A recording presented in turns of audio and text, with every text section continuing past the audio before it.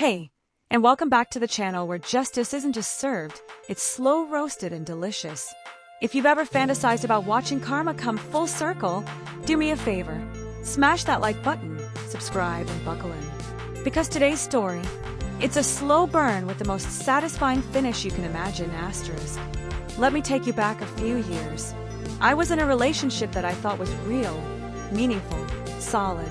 For years of giving everything I had, only to end up with betrayal, silence, and a prescription for an STD I never should have had to deal with. Let's call him Jake.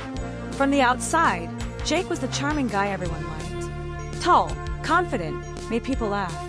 But behind closed doors, it was a different story.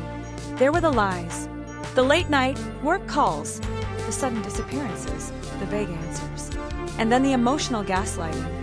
If I asked questions, asterisk, you're paranoid, you're insecure, asterisk, and I believed him for a long time. Because that's what narcissists do. They don't just lie to your face. They make you doubt your own reflection. Eventually, it all came crashing down. I found out the truth. He had been cheating, repeatedly. And not just that, he gave me an STD. Thank God it was curable. But the humiliation, the betrayal, that lingers longer than any medication could fix. I left, not with a big dramatic breakup. No fireworks, just silence. I packed up the pieces of myself he hadn't destroyed and walked away. And here's where things get twisted. 2 months later, just 2 short months, he's in a brand new relationship. Fiancé status, not just a rebound. Let's call her Alyssa. At first, I didn't care. I pitied her, actually, because I knew exactly what kind of man she was getting. But then, I found out they'd been talking smack about me, calling me crazy, obsessive, making jokes about how I couldn't move on. I'd sent one message after all, just one text saying, asterisk, I'm glad you're happy. I really am, asterisk, never even got a reply. Still, we had mutual friends, so I'd see them occasionally, weddings, parties, dinners. I always kept it classy. Polite nods, brief hellos, nothing messy. But apparently, my mere presence was enough to set Alyssa off. Turns out, she refuses to attend events if I'm there.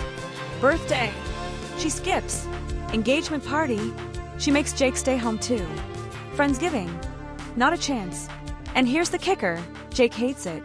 Because these aren't my friends. They're his old high school crew, his college roommates. But now they invite me. They talk to me. Because I'm fun. I'm kind.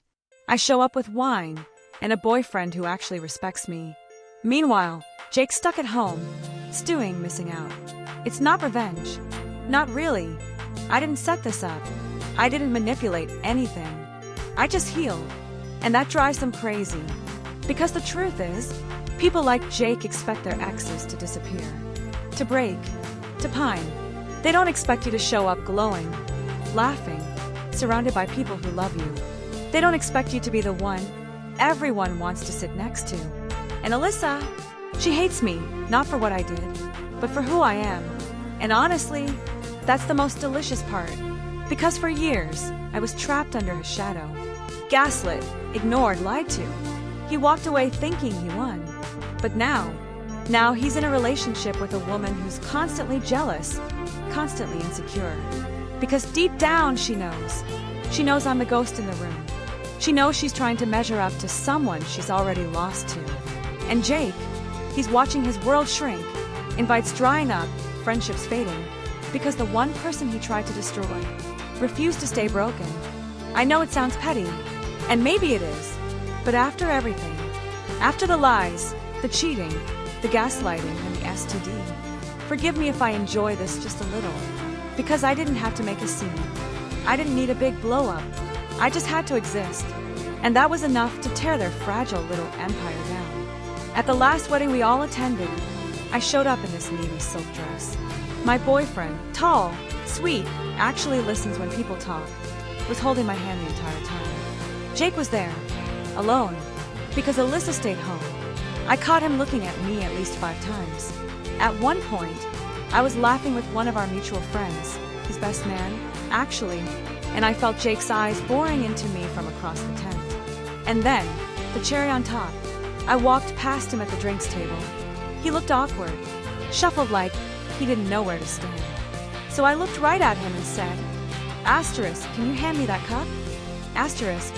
He froze, picked it up, handed it to me, didn't say a word, and I walked away, smiling, because that moment, that tiny, quiet, insignificant seeming moment, that was my victory lap. Sometimes the best revenge is no revenge at all, just healing, thriving, living a life they said you couldn't. When someone tries to break you, and you rise anyway, that's what haunts them. Not what you say, but what you become. If this story hit close to home, drop a like and leave a comment below. What's the most accidental revenge you've ever served just by being better off without them?